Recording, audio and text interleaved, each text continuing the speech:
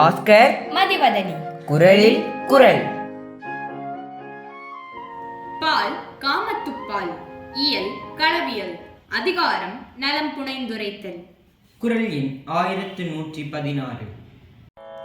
மதியும் மடந்தை முகனும் அறியா பதியின் கலங்கிய மீன். மதியும் மடந்தை முகனும் அறியா பதியின் கலங்கிய மீன். மதியும் மடந்தை முகனும் அறியா பதியின் கலங்கிய மீன்.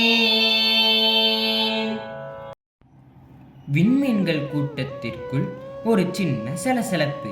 அது என்ன சலசலப்பென்றால், விண்ணில் உலாவிடும் இப்பால் நிலாதான் நிலாவா, இல்லை மண்ணில் உலாவிடும் அப்பூவை பூமுகம்தான் நிலாவா என்று.